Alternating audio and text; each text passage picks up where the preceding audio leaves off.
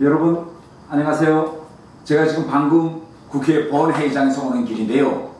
방금 우리 당 김기현 원내대표께서 교섭단체 대표 연설을 했습니다.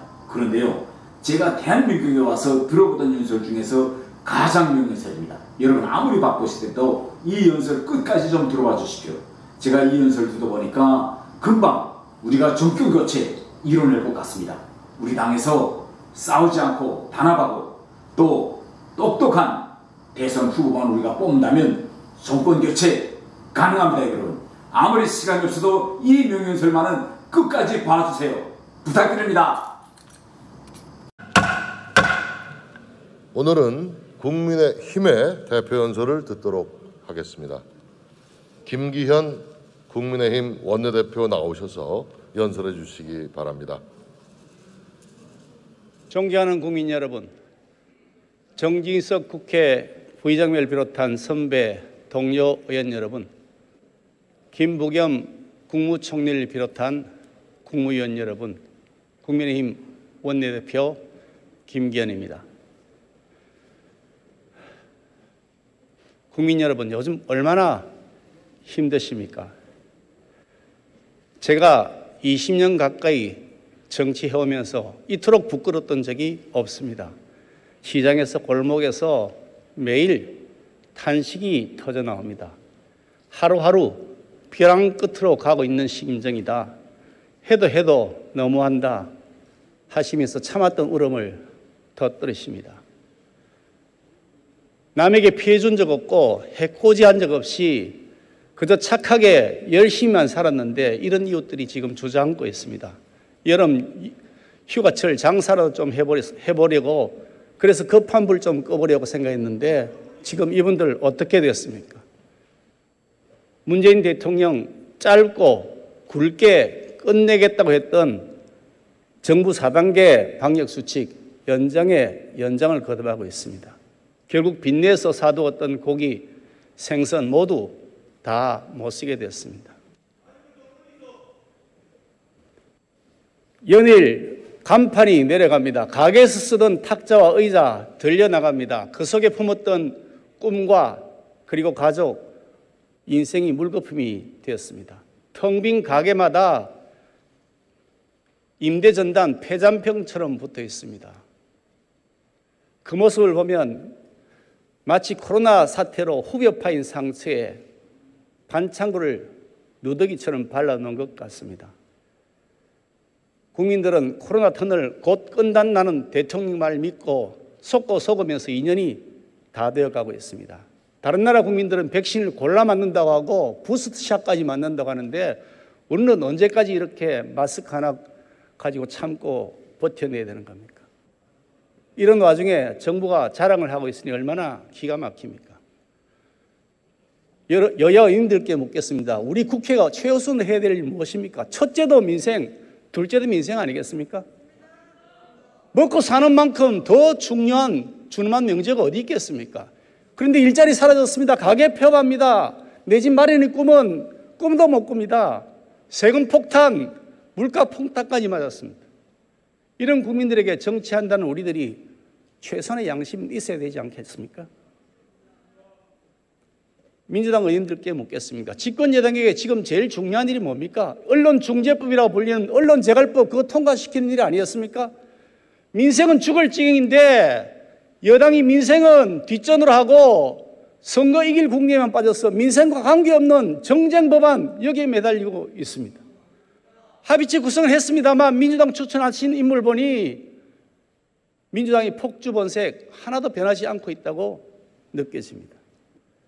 민주당에게 언론재갈법 그것은 민생 중요한 문생 법안이기 때문입니까? 언론재갈법 통과되면 최대 수혜자 문재인 대통령 삼척동자도 잘 압니다. 가짜 뉴스라고 딱지 붙여서 퇴임 대통령에 대한 비판, 권력비리 의혹 비판 그런 보도 철저하게 못하게 감추자는 것 아닙니까? 누구더러 가짜 뉴스 내지 말라고 말을 합니까? 백신 수급계 가짜 뉴스 다 청와대에서 나온 것 아닙니까? 부동산 안정된다는 가짜뉴스 다 정부가 만드는 거 아닙니까? 북한이 비핵화한다는 가짜뉴스 문재인 대통령이 앞장서서 퍼뜨리고 있지 않습니까? 아이린 칸 유엔 특별보고관 언론중재법에 대해서 항의서한 보냈습니다. 표현의 자유에 대한 중대한 위협이라고 했습니다. 우리 정부에게 그 항의서한 보내면서 국회의원들에게 공유해달라고 하고 공식 입장을 요구했습니다. 그런데 그 공유됐습니까? 야당 의원들에게는 전혀 공유하지 않고 숨겼습니다. 왜 숨겼습니까? 뭐가 캥겼습니까? 언론의 자유가 정권도 지켜준다. 그렇게 말씀하신 문재인 대통령 말씀, 그냥 폼 한번 잡느라고 해본 말씀입니까? 살아있는 권력 취재하던 기자 엉뚱하게도 검은 유착 누명을 쓰고 감옥 갔습니다. 나중에 무죄됐죠. 음모론, 괴담 유포, 전문 방송인 김어준 씨 지금도 마이크 잡고 연간 수억씩 출연료 챙겨가면서 있습니다. 이 해괴한 상황이 연속되고 있습니다. 오직 패거리, 자기 진영 챙기기만 하는 문재인 정권 언론관 하에서 일어나고 있는 현상입니다. 저희 국민의힘 언론제각법 끝까지 막아낼 것입니다. 언론의 자유, 국민들의 알 권리 반드시 지켜나갈 것입니다. 소위 인권변호사 출신이라는 문재인 정부 하에서 언론 관련 유엔 항의서한 무려 23차례나 받았습니다. 현 정권이 적폐라고 우겼던 이명박 박근혜 정부 그것보다 무려 2배에 달합니다. 대학교에 대통령 풍자 대접을 붙였다는 이유로 취업 준비하던 청년 얼토당토는 제명으로 유죄받았습니다. 대통령 비판하는 전단 뿌렸다가 대통령에게 고소당했던 청년이 있습니다. 대통령이 직접 국민을 고소한 초유의 사건입니다. 이게 민주주의고 이게 인권입니까? 문주주의 하에서 친문들은 문권을 누리고 있습니다. 그 문권의 내용이 뭔 줄 아십니까? 특권과 반칙입니다.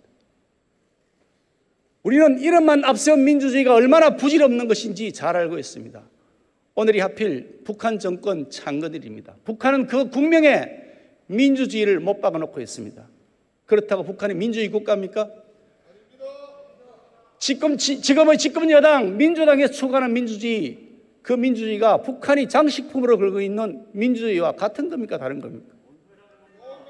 민주노총의 민주, 민변의 민주, 민원연의 민주, 여기서 말하는 민주가 우리가 아는 민주주의가 맞습니까? 그냥 권력 차지하기 위한 명목 내세운 액세서리는 아닙니까? 문재인 정권에서 이 사학은 사립학교는 존폐의 길을 섰습니다. 민주당이 강제 통과시킨 사학법 때문에 사립학교 교원 채용 이제 시도교육감이 결정합니다. 사학의 인사권을 강제 박탈해버린 겁니다. 교사 부정 채용 막겠다는 명분으로 잘하고 있는 하사학들까지 전부 국가가 통제하겠다는 겁니다. 전국 17개 시도교육감, 그중에 14명 정교조 출신 또는 친정교조죠. 어떤 사람 뽑을지 뻔히 보이지 않습니까? 그런 흉계가 숨어 있는 겁니다. 조희연 서울시 교육감, 정교조 특혜 채용 비리 의혹, 조옥시 일가 웅동학원에서 벌어진 교사 채용 비리 의혹, 바로 문제를 저지르고 있는 사람들은 이런 사람들입니다. 왜 이런 사람들에 대한 비판을 하지 않습니까? 친정권 사람들 발밑에서 악취가 올라오고 있는데 왜 엉뚱하게 열심히 하고 있는 사학에게 책임 넘기고 팔을 비틉니까? 영화 대사 속에 나오는 말이 있습니다. 너나 잘하세요. 그 말이 딱 어울린다고 저는 생각합니다. 문제가 생겼다 그러면 정부가 다 해결하겠다고 나섭니다. 정말 쉬운 길입니다. 그렇지만 결코 가장 좋은 길 아닙니다.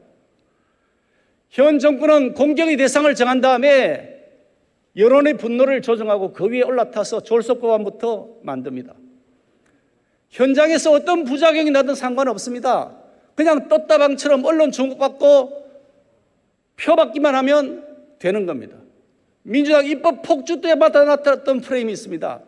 단순 무식한 선악 프레임을 걸었습니다. 강자와 약자의 프레임을, 대결 프레임을 걸었습니다. 이제 그 지긋지긋한 프레임 버리고 합리적인 법안을 처리해야 됩니다. 정부 관료들도 좋기는 마찬가지입니다. 왜냐고요? 그 문제 해결한다면서 정부 조직 늘려주죠. 승진 자리 생기죠. 예산 늘려서 돈 펑펑 밀어주죠. 위원회 만들어서 공무원 책임 다 면제해 주죠. 그러니 정부 관료들도 여당과 함께 누이 좋고 매부 좋다는 것 아닙니까? 이처럼 정부 만능의 통제사회, 그것이 만약 정답이었다고 한다면 사회주의 국가 이 지구에서 왜 망하고 사라졌겠습니까? 저희 국민의힘은 문재인 정권의 정부 만능 획일주의 국가 통제의 장막 확 걷어내겠습니다. 우리의 미래를 개척해 나갈 힘의 원천은 민간에게 있습니다. 그 민간에게 역할을 부여하고 다시 되살리겠습니다.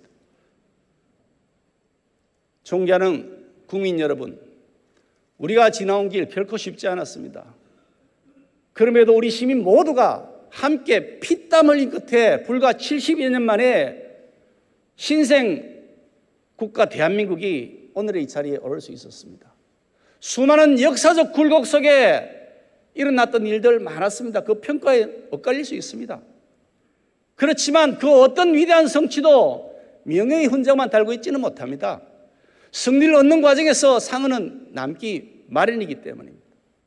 그러기에 흉터를 이유해서 용서를 능욕을 걸리는 아무에게도 없습니다. 바로 이것이 공동체를 공동체로 존재케 하는 힘의 원천이기 때문입니다. 그런데 문재인 정권 5년 동안 이 토대가 통째로 무너졌습니다. 문재인 정권 집권 내내 이전 정권 적폐라고 몰아붙이고 터무니없이 공격했습니다. 심지어 괴멸의 대상이라고 얘기했습니다. 광복 회장이라는 자, 청와대의 묵인 아래 감히 건국 세력을 저주하고 보수 정권, 친일 정권이라고 매도했습니다. 이 사람 여기저기 이 진영 저 진영 왔다 갔다 하면서 단물 빨았던 사람 아닙니까? 여당 대선 유력주자 역사인식에는 미군이 점령군, 소련은 해방군으로 인식되어 있습니다. 우리는 누가 쌓아올린 토대 위에 서 있습니까? 자유민주주의 국가의 건국, 가난의 질긴 숙명을 떨치고 일어난 산업화, 그 위에 쌓은 민주화의 위협, 우리 선배들이 이룩한 이 자랑스러운 토대 위에 서 있지 않습니까? 문재인 정권에게 묻겠습니다. 문재인 정권 5년 동안 이뤄놓은 게 도대체 뭐가 있습니까? 자유민주주의 망가지고 있습니다. 경제 폭망입니다. 집값, 전셋값 미친 듯이 날뛰입니다. 서민들의 희망 다 없어졌습니다. 인권, 정의, 공정, 권력 가진 자들만의 특권과 반칙일 뿐입니다. 양심이 있다면 가슴에 손을 얹고 생각해 보십시오. 제 말이 틀렸습니까? 한 줌의 성취를 이룬 것도 없이 그저 허물기만 한 5년 아닙니까? 문재인 정권 부동산 대책 28번 발표했습니다. 발표 때마다 헛방이고 혼란만 더 키웠습니다. 부동산도 시장의 거래 원칙에 따라야 정책이 정상 작동되는 겁니다. 물건이 많아지면 가격 떨어지는 거 그거 당연한 이치 아닙니까? 공급 확대라는 이 정답을 놔두고서 집 사려는 열심히 일하는 그런 시민들을 투기 세력으로 몰아붙였습니다. 엉뚱하게도 대통령 국토부 장관이 주연이 돼서 연극했습니다. 임대주택 깜짝 방문해서 시험 한번 하는데 혈세 무려 4억 원을 썼습니다. 그래서 집 문제 해결됐습니까? 뒤늦게 공급대책 내놨다고 합니다. 근데 내용 보니까 뭔 줄 아십니까? 주택 공급 숫자 부풀리게 하고 민간 수요와는 동떨어지게 공공개발한다는 겁니다. 제대로 된 게 뭐가 있습니까? 언제까지 이렇게 속임수 쓸 겁니까? 민주당이 강행 날치리 처리한 임대차 3법 말 그대로 지향이 됐습니다. 그나마 있던 전월세 시까지 다 말렸습니다. 그래 놓고 정작 자신들은 임대차법 시행 직전에 임대료 재빠르게 올렸습니다. 그 주인공 누군지 아시죠? 부동산 정책 다루던 청와대 정책실장, 그리고 임대차 3법 밀어붙이던 민주당 의원이었습니다. 국민 여러분, 누가 잘못한 겁니까? 정지하게 벌어서 집 사고 싶은 사람, 국민이 잘못한 겁니까? 아니면 자기들도 안 지킬 법 만들어 놓고 뒤로는 가전, 편법, 꼼수 쓰는 집권 세력이 잘못한 겁니까? 지난 5년 문재인 정권 부동산 정책, 무능력, 무책임, 무개념, 이 산무였습니다. 세금 폭탄, 규제 폭탄, 감시 폭탄, 3탄이었습니다. 불안, 불만, 불신, 불안만 담은 산불이었습니다. 오죽했으면 이 정부의 국책 연구기관들마저 나서서 문재인 정부의 부동산 정책 실패했다고 지적하고 나왔겠습니까? 이 무, 탄, 불, 이 부동산 정책 즉각 폐기해야 마땅합니다.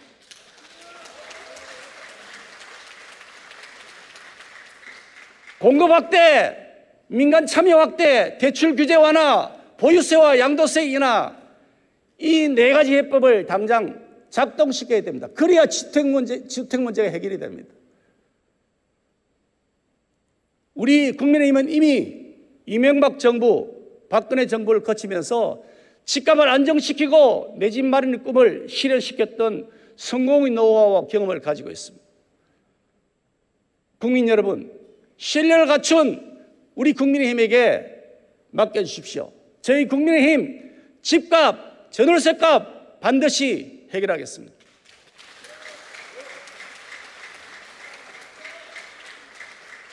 존경하는 국민 여러분, 잘못된 이념이 잘못된 정책을 낳습니다. 영화 한 편 보고 만들어졌다는 문재인 정권의 탈원전 정책, 이것은 과학이 아니라 미신의 산물입니다. 황금알 낳는 거위였던 세계를 제패했던 수출산업, 원전산업 초토화되었습니다. 이게 잘 하려다가 벌어진 실수가 아닙니다. 어떻게 망하자고 작정하지 않고서 이렇게 할 수 있냐는 생각이 듭니다. 월성 원전 1억이 폐쇄하기 위해서 경제성 평가 조작했죠. 그 많은 증거들이 어디를 향하고 있습니까? 그 주범으로 청와대를 향하고 있습니다. 그런데 정작 벌 받아야 할 산업부, 벌은커녕 차관 자리 늘어나는 훈장 받았습니다. 백운규 전 장관 국고손실죄 물어야 마땅합니다. 그런데 배임죄 쏙 빼고 봐주기 기소했습니다. 문재인 정권에서 밀어붙이는 태양광 발전, 탄소 중립 지금 어떻게 진행되고 있습니까? 전국의 산과 들 하천할 것 없이 태양광 패널로 뒤덮였습니다. 나무 마구 베어내고 패널 설치하니까 산사태가 났습니다. 태양광 패널 지금 발전은커녕 새똥바지 구실 역할하고 있습니다. 이건 국토 파괴고 환경 파괴인 것이 명확합니다. 이번 여름 전력 수요 비상이 닥쳤을 때 정부는 정비 중이던 원전 3기 슬그머니 원전 일정을 앞당겨서 재가동시켰습니다. 그동안 국민 삶을 볼모해서 오기를 부렸던 결과로 들통이 난 겁니다. 에너지 전문가들 말씀 들어보십시오. 원전이야말로 탄소 중립 시대의 필수 에너지원이다, 이렇게 얘기합니다. 원전 없는 탄소 중립은 속임수고 헛구에 그칠 뿐입니다. 정말로 환경 생각하고 정말로 탄소 중립 생각한다면 당장 탈원전 정책 폐기하십시오.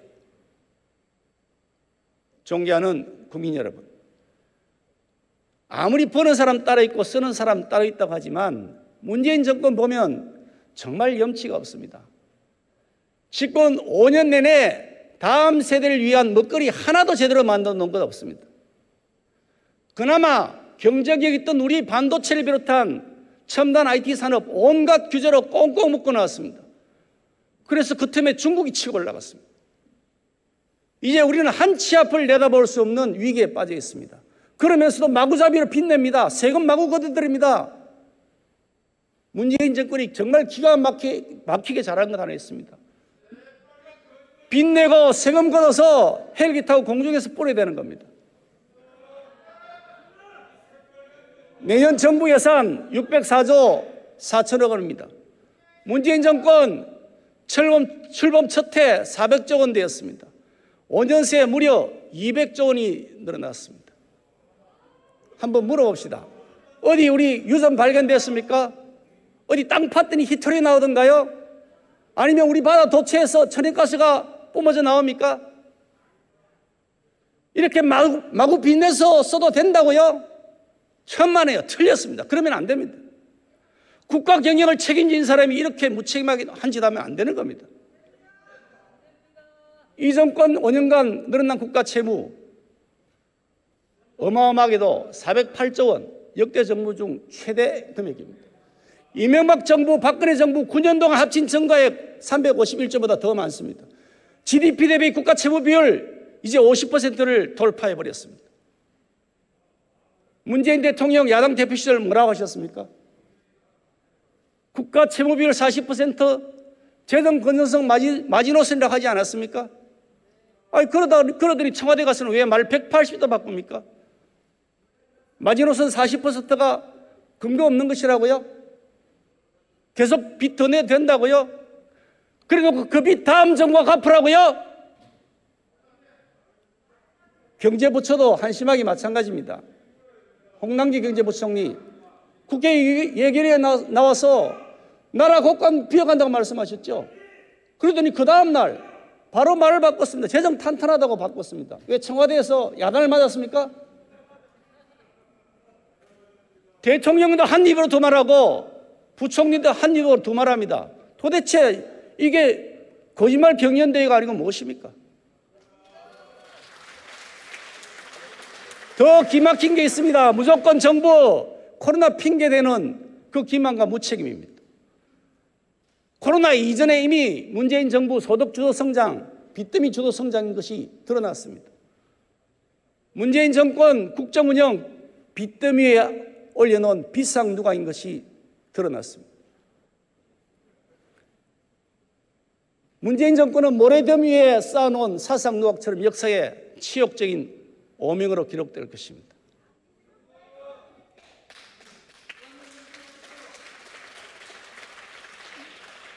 문재인 대통령이 코로나 1차 재난지원금 앞두고서 이렇게 말했답니다. 경제가 아닌 정치 경제해야 된다 이렇게 말했답니다.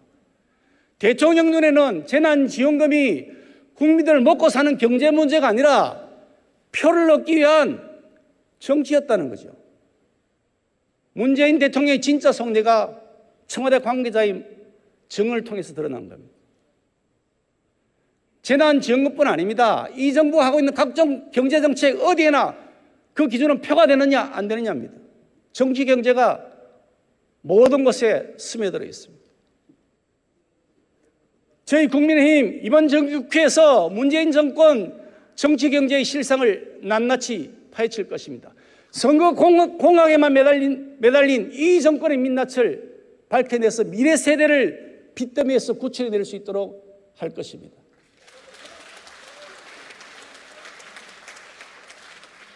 존경하는 국민 여러분, 국가가 존재하는 이유는 무엇입니까? 국민의 생명과 재산을 지키는 겁니다. 그런데 북한 김여정 한마디에 집권여당 의원이 중심이 되어서 74명이나 되는 의원들이 한미연합군사훈련 그거 연기하자고 그랬습니다. 김여정 하명으로 대북전단금지법 만들 때도 똑같은 모습이 또 다시 재현되었습니다. 북한 김정은에게 충성 맹세 혈서 쓰고 우리 스텔스 전투기 도입을 반대하는 운동하던 간첩단이 붙잡혔습니다. 이들이 문재인 후보 대선 캠프에서 특보로 활동했다고 합니다. 이 사람들은 시민단체 활동가라는 명칭을 달고서 정치권, 노동계, 지역사회에서 활개를 쳤습니다. 그런데 참으로 어이없는 일이 일어났습니다. 간첩단 사건이 보도가 된 다음 여러 언론에서 이 사람들을 활동가로 지칭을 했습니다. 아니, 이 사람들이 간첩이지 어떻게 활동합니까? 간첩이잖아요. 아버지를 아버지라고 못 부르는 홍길동처럼 간첩을 간첩이라고도 못 부르는 세상이 되어버렸습니다.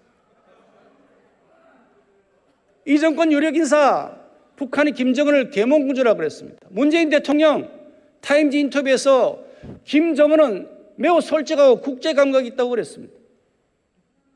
문재인 대통령이 북에 보낸 친서에 뭐라고 써져 있는지 아십니까? 김정은 위원장님의 생명 존중 의지에 경의를 표한답니다. 우리 공무원 누가 주겠습니까? 김정은이가 주겠지 않습니까? 김정남, 장성택 왜 죽었습니까? 아니, 어떻게 우리 대통령이 이런 말씀을 하십니까? 안보를 얘기하면 색깔론이라고요? 천만의 말씀입니다. 얼토당토는 정치 공작용 구호일 뿐입니다. 나라 없이 어떻게 국민이 있습니까? 상식만 가지면 김정은 북한 정권이 실상 잘합니다. 그런데 그 실상을 외면하는 사람들, 이 사람들이야말로 진짜 색안경 끼고 있는 사람들 아닙니까? 현 정권은 그 철진한 색안경 이제 벗어야 할 때가 되었습니다. 판문점 회담, 싱가포르 선언, 알고 보니 값을 너무 비싸게 치른 가짜 평화쇼였던 것이 들통났습니다. 세계 원자력 기구는 북한 영변 원자로 재가동되었다고 공식 발표했습니다. 그런데 문재인 정권 그 사실을 알면서도 국민들을 속이고 남북 통신선 복원됐다고 호들갑 떨면서 평화 타령했습니다. 통일부 대북물자 반출 승인하고 대통령은 한가롭게 김정은이가 선물했다는 풍산계 SNS에 사진 올렸습니다. 문재인 정권의 대북 정책 요약하면 이렇습니다. 첫째, 세습 정권, 독재 정권, 그것이 정상적인 정권이냐 국제사회에 대비시킨다. 둘째, 김정은을 정상적인 지도자로 포장해준다. 그리고 그 결과 북한의 가짜 평화쇼에 우리나라가 연대 보정을 써서 북한이 핵 고도할 시간만 벌어준 것입니다. 이 정권의 대북 정책 이미 확실하게 실패했습니다.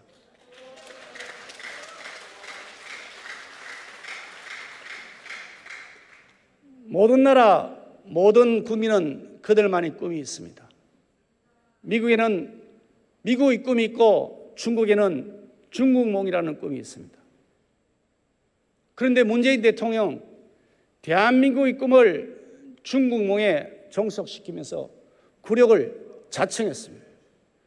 사드 배치로 중국과 마찰을 빚었을 때 강경화 외교부 장관 우리의 국방 주권을 포기하고 산불을 약속했습니다. 문재인 대통령 중국 방문해서 어떻게 한 줄 아십니까? 중국은 높은 산봉우리고 대국이며 한국은 소국이라고 그랬습니다. 중국몽이 모두의 꿈이고 한국도 중국몽과 같이 하겠다고 말했습니다. 이게 말이 될 소리입니까?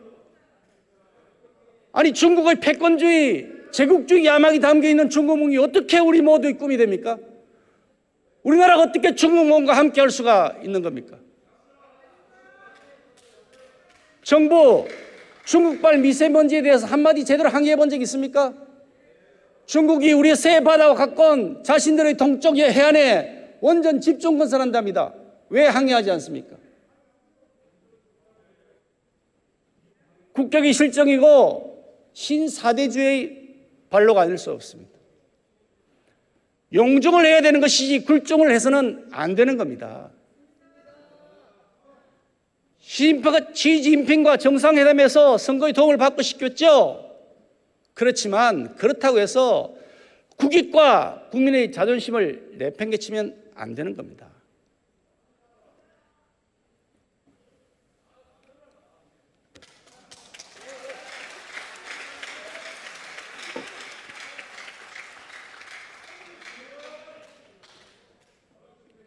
우리가 해방 후에 이렇게 성장할 수 있었던 것, 자유민주주의 진영의 나라들과 함께 했기 때문입니다. 문재인 정부 이제 대중 굴종적 자세 버리시고 자유민주주의 진영 동맹의 토대 위에서 주권 국가로서 당당하게 대중 외교 관계를 펼쳐나가시기를 촉구합니다. 지난 7월 일어났던 일입니다. 영세 자영업자들이 참다 못해 일어났습니다. 누구처럼 조끼 맞춰 입은 것도 아닙니다. 투쟁가 부르면서도 월급 따박따박 받는 사람들도 아닙니다. 대낮부터 도심을 점거해서 활보하는 시위를 한 것도 아닙니다. 집시법에 저촉되지 않는 릴레이 기자회견 그리고 1인 차량 시위한 것이었습니다. 밤 10시까지 가게 문 열고 손님 한 명이라도 더 받으려고 아등바등 하다가 지친 몸 이끌고 나온 분들이었습니다. 문재인 정부 어떻게 했습니까? 검문소 25개 설치했습니다. 27개 중대 규모 경찰 동원해서 집결 자체를 막았습니다. 아니 정말 죽을 지경이라면서 제발 살려달라고 호소하는 사람들에게 어떻게 이럴 수가 있습니까? 무슨 범죄라도 지었습니까? 그분들이 누구처럼 폭력을 행사했습니까? 아니면 공공기물을 파손했습니까? 그런데 한번 비교해 보십시오. 소상공인 자영업자들 집회 불과 2주 전에 광화문에서 민주노총 조합원 8,000명 모인 집회가 있었습니다. 그때 심지어 코로나 4차 대유행기 그때였습니다. 문재인 정부 어떻게 했습니까? 막는 신용만 했죠. 민노총 시위 사실상 전부 다 허용했지 않습니까? 민노총 집회 참가자 밝히는데 통신조회 한번 해봤습니까? 민노총 위원장 영장 발부 20일 만에야 겨우겨우 구속 집행 이뤘다는 겁니다. 여기 어디에 상식과 공정이 있습니까? 법치 위에 문치가 있는 겁니까? 문재인 대통령, 김학의, 장자연, 버닝썬 사건 직접 수사 지휘하셨죠? 그 기세 다 어디로 가고 지금 한마디 말씀이 없습니까? 개국공신 민노총 앞에만 서면 작아지는 겁니까? 아직도 민노총에 갚아야 될 청구서가 남아있는 겁니까? 존경하는 국민 여러분, 우리는 얼마 전 정말 가슴 아픈 소식을 들었습니다. 택배 대리점 하시던 한 가장이 아내와 눈에 넣어도 아프지 않을 새아이 두고 세상을 버렸습니다. 피 맺힌 유서의 내용이 가슴을 칩니다. 그 유서의 내용이 목격자와 증거들에 의해서 속속 사실로 드러나고 있습니다. 이 자리를 빌려 유족들에게 진심으로 위로의 말씀을 드립니다. 강성 귀족노조 민주노총은 권력 중의 권력이 되고 기득권 중의 기득권이 됐습니다. 문재인 정권 4년간 건설 현장 집회 시위 무려 5배 증가했습니다. 그 대부분이 민주노총 산하단체 집회였습니다. 이들은 사업자들어 일감 무조건 민주노총에게 달라고 요구합니다. 자신들 조합원만 채용하라고 협박한다고 합니다. 그 요구가 먹히지 않으면 공사장 점거하고 입구를 막아버립니다. 공사를 못하게 막습니다. 공기가 지연됩니다. 막대한 손해가 발생해도 아무 책임지지 않습니다. 비노조원 조합원들, 그 일용직들이 일하고 싶어도 일 못하게 허탕치게 막아버립니다. 그러고도 민주노총 아무런 책임지지 않습니다. 이게 정상적인 노동권 행사입니까? 이건 불법 폭력이죠. 문재인 대통령은 취임사에서 한 번도 경험해보지 못한 나라 만들겠다고 약속했습니다. 잘 아시는 것처럼 유일하게 지켜진 약속입니다. 법 위에 권력이 있습니다. 국민이 있어야 할 곳에 극렬 지휘층만 있습니다. 정책이 있어야 할 곳에 선거용 꼼수만 있습니다. 대통령이 국민에게 져야 할 마음의 빚 조국에게만 있습니다. 백신 수급 실패해도 자화자찬만 합니다. 대통령이 사과해야 할 일에는 묵묵부답하다가 도리어 화를 내기도 합니다. 이런 나라 한번 경험해 봤습니까? 두 번 다시 이런 나라 겪어서는 안 됩니다. 기필코 이뤄내야 할 정권교체, 이 양심 세력, 상시 세력들의 해야 할 권리, 행사해야 할 권리이면서 동시에 중체대한 역사적 의무입니다. 존경하는 국민 여러분, 지금 온 국민의 관심이 대선에 뜨겁게 모이고 있습니다. 정기적으로 반복되는 또 한 번의 선거가 아니라 죽느냐 사느냐 문제를 판가름하는 선거라는 사실을 국민들께서 아시기 때문입니다. 이번에는 제대로 된 대통령을 뽑아야 직장도 구하고 집도 사고 장사도 할 것 아니냐고 말씀하십니다.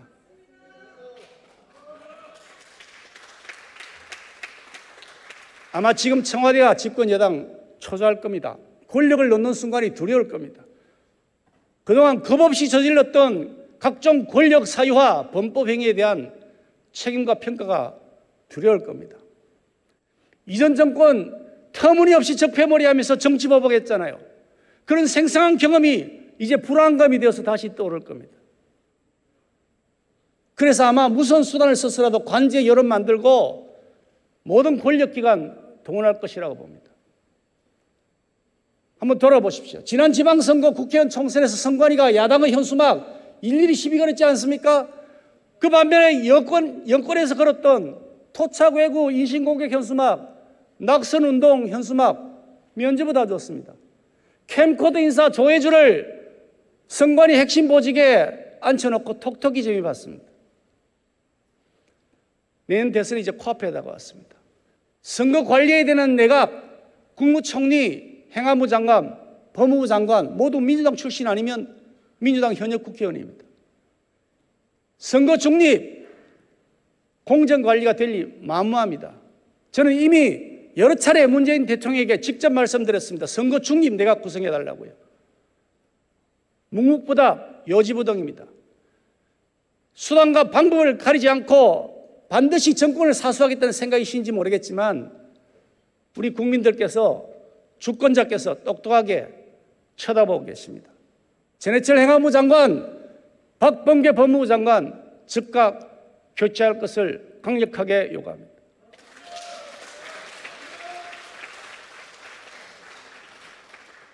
존경하는 국민 여러분, 입법, 사법, 행정을 모두 장악한 이 정권의 관건 선거, 빚내고 세금을 풀어서 표 사는 금권 선거, 시민 여러분들께서 막아주십시오. 간곡하게 호소합니다. 저희 국민의힘은 자랑스러운 우리 국민의힘을 믿으면서 정권 교체를 위해 모든 노력을 다 쏟을 것입니다.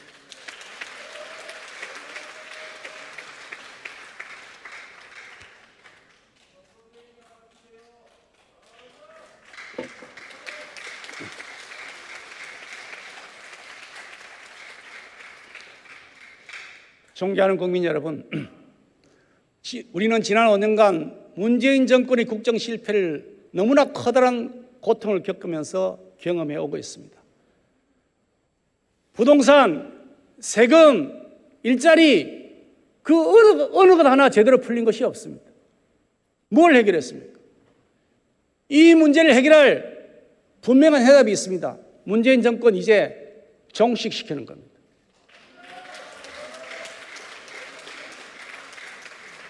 그런데 지금 민주당 대선 후보자들 보면 저는 기가 막힙니다. 문재인 정권은 5년 내내 폭망 드라마를 같이 썼던 책임자들 아닙니까? 특권과 반칙의 꿀을 같이 빨았던 사람들 아닙니까? 이 폭정과 실정에 대한 책임을 함께 져야 될 사람들 아닙니까? 그런데 반성은커녕 도리어 다시 집권하겠다고 나서고 있으니 저는 참으로 어이가 없습니다. 문재인 정권의 부동산 정책 잘 되고 있습니까? 문재인 정권의 백신 확보, 방역 지침 제대로 되고 있는 겁니까? 문재인 정권의 외교 안보, 대북 정책 이대로 가도 되는 겁니까? 이 잘못된 정책을 서로 개선하겠다고 경쟁하고 내가 문바에게 더 충성하겠다고 경쟁하고 있는 이런 대선 후보, 누가 최종 후보가 된들 결국 문재인 정권 시즌2 아닙니까? 아니 그게 아니고 어쩌면 훨씬 더 심할지도 모르겠습니다. 맛을 봤으니까요. 문재인 정권 시즌2가 되면 지금 우리가 겪고 있는 이 비정상이 이제 고착화될 겁니다. 우리가 잘못되었다는 것을 알았을 때는 이미 때가 늦었을지도 모릅니다. 일었을 힘마저 다 없어졌을 시기일지도 모릅니다. 이 불행을 반드시 막도록 우리 국민의힘이 앞장설 것입니다.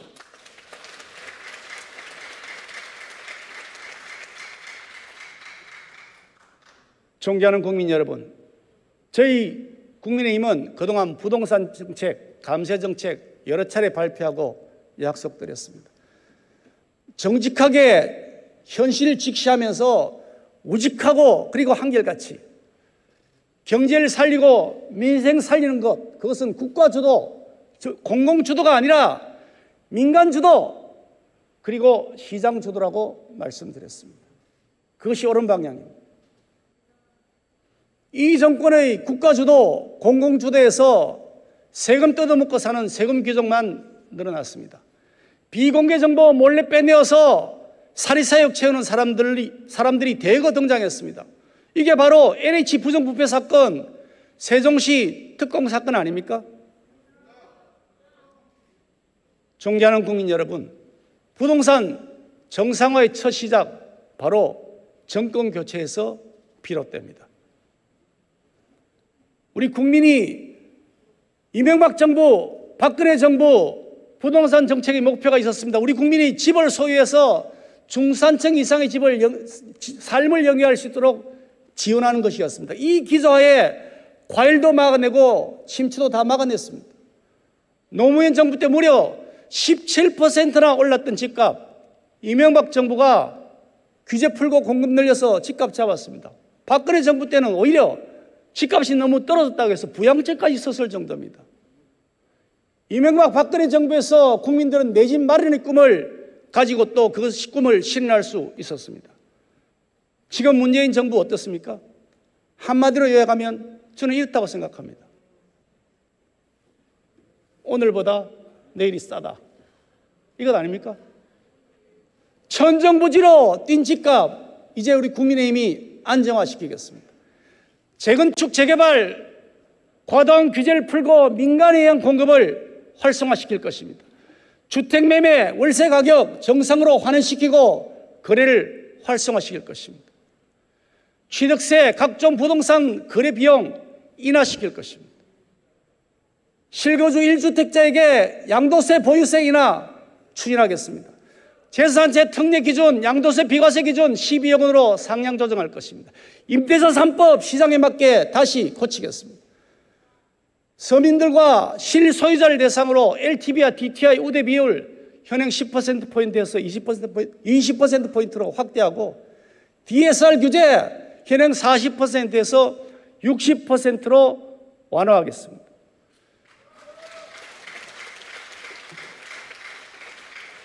국가 채무 폭증, 공공기관 채무 폭증, 연기금 고갈과 적자, 이것이 문재인 정부가 만들어 팔던 빚더미 3단 콤보 세트입니다. 당장 입에 달라고 마구 먹으면 탈이 납니다. 문재인 정부 빚더미 3단 콤보 세트에 우리 자식들이 피멍이 들고 있습니다. 국가 채무 1,000조 넘지 않습니까? 그와 별개로 공공기관 부채가 또 있습니다. 545조입니다. 이거 계산해 보니까 올해 태어날 신생아가 18살이 되면 1인당 1억 원이 넘는 나라 빚을 떠안게 되는 겁니다. 이렇게 억소리 나는 빚더미를 자식들에게 떠넘기는 것, 그것은 죄악입니다. 결코 용서받지 못할 죄악입니다. 고용보험, 건강보험 바닥을 드러내고 있습니다. 국민연금 고갈 시기가 점점 앞당겨지고 있는데 아무런 개혁 조치를 정부는 안 하고 있습니다. 이 지경에도 문재인 정부는 더 쓰기에만 골몰하고 있습니다. 공무원 11만 명 늘었습니다. 공공기관 직원 11만 명 늘었습니다. 그래서 공공부문 인건비 연간 90조 원에 달합니다. 가계대출 규제, 남탓 정부의 끝판왕을 보여줬습니다. 돈을 펑펑 써댄 것 정부 아닙니까? 그런데 왜 엉뚱하게 가계대출에 문제를 삼습니까? 느닷없이 왜 금리를 올립니까? 전세대출, 소상공인 대출 꽁꽁 묶어버렸습니다. 실소유자와 서민, 소상공인들, 자영업자들이 하루아침에 거리로 지금 내몰리고 있지 않습니까? 이제 더는 시간이 없습니다. 작고 강한 정부, 세금을 천금같이 무겁게 하는 정부, 국민의 오늘만이 아니라 내일을 책임질 수 있는 정부, 우리 국민의힘이 반드시 만들어 가겠습니다.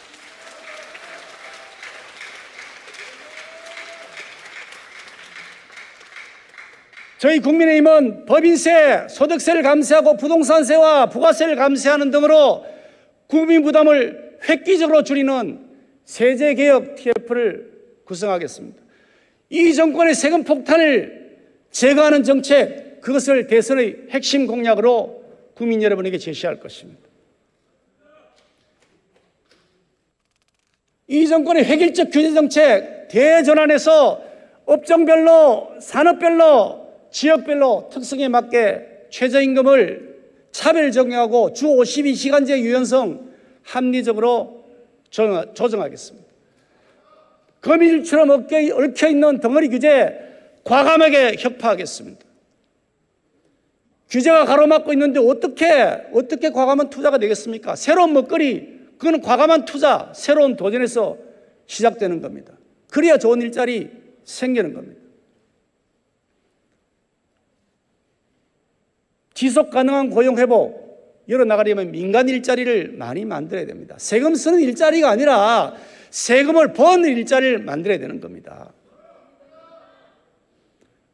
국민의힘은 고용정책 기조를 민간 부문, 기업 투자를 활성화하는 것으로 대전환해 나갈 것입니다.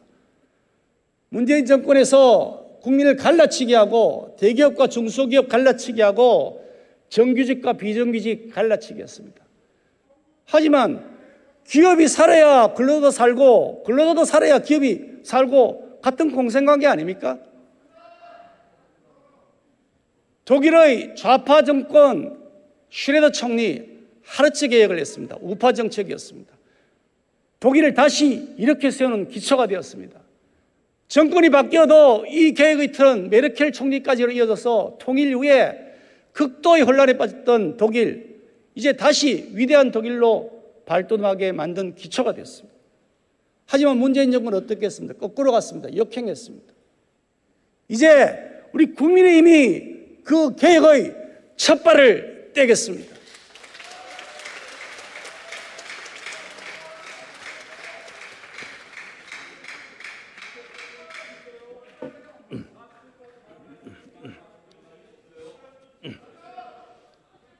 반만년, 존경하는 국민 여러분, 반만 역사, 70여 년 역사의 대한민국, 이 대한민국에 살고 있는 우리는 백성이 아니라 자유시민입니다. 자유를 공기처럼 숨쉬고 내가 하고 싶은 일, 내가 살고 싶은 것, 내가 하고 싶은 말, 내가 꾸고 싶은 꿈을 온전히 자유롭게 할 수 있는 권리를 가지고 태어났습니다. 하지만 이것은 결코 거저 얻어진 것이 아닙니다. 치열한 이념의 각축장에서 자유민주주의 체제를 선택했던 시민들의 위대한 결단, 농업국으로 가라는 해외 연구기관의 레슨에도 불구하고 중공업 중심 산업국가로 가겠다는 국가 지도자들의 결단, 치열한 기업가 정신으로 반도체, 조선, 자동차, 화학산업을 밀어붙였던 기업인들의 결단, 잔업과 야근을 밥 먹듯이 하면서도 묵묵히 산업 현장을 지켰던 노동자들의 위대한 결단, 가난을 대물림하지 않겠다고 우리 한번 잘 살아보자고 밤잠 설치면서 성실하게 근면하게 일해왔던 우리 선조들의 위대한 결단, 이 기적과도 같은 위대한 결단이 오늘의 번영된 대한민국을 만들어냈습니다. 이제 다시 우리가 결단할 때가 됐습니다. 앞으로 나아갈 것인지 아니면 뒷걸음질 치다가 주저앉을 것인지 결단할 때가 되었습니다. 민주를 팔고 양심을 팔고 인권을 팔고 정의를 팔던 사람들 막상 뚜껑을 열고 그 민낯을 보니 자리와 특권을 쫓아가던 보따리상이 수두룩했습니다. 이런 반민주, 비양심, 반인권, 부정의 세력에게 다시 한번 기회를 줘서는 안 됩니다. 존경하는 국민 여러분, 내년 대선 이 어려운 시대를 이끌어갈 지도자를 뽑게 되어 있습니다. 미래 먹거리를 개척하고 주택 가격을 정상화시키고 살만한 주택 공급을 확대하고 저성장의 상시화를 극복하고 저출생과 인구 절벽을 해소하고 자국 우선의 폐쇄적 국제 질서 속에서 한반도의 항구적 평화를 정착하고 기후변화에 따른 환경 문제를 해결하고 이 모든 과제들이 난제투성입니다. 그런데 문재인 정권의 지난 5년간 걸어왔던 만연된 포퓰리즘, 표 얻기를 위한 국민 편가르기, 대북 대중 굴종 외교로는 환상 속 대북 정책으로는 이 문제 절대 해결하지 못하는 것이 명확하게 밝혀졌습니다. 존경하는 국민 여러분, 내년 대선에서 반드시 정권 교체를 해 주십시오. 70년 만에 주저앉을 위기에 놓인 이 대한민국을 구출할 수 있도록 현실을 냉철하게 직시하시고 그 시대 정신으로 저희 국민의힘을 성원해 주십시오. 저희 국민의힘 아직 많이 부족합니다. 잘못한 것 있으면 다 인정해 왔습니다. 책임질 일 있으면 책임지겠습니다. 그 반성의 바탕 위에 다시 쌓아올린 일 주저하지 않을 것입니다. 존경하는 국민 여러분, 정기국회 내내 저희는 국민의 삶이 이토록 어려워진 이유가 뭐냐, 그 원인을 샅샅이 찾아낼 것입니다. 어디서부터 어떻게 고쳐나가야 하는지 정밀한 대안과 시간표를 마련하겠습니다. 수권정당의 채비를 확실하게 갖추겠습니다. 지켜봐주시고 선호해 주시기를 부탁드립니다. 감사합니다.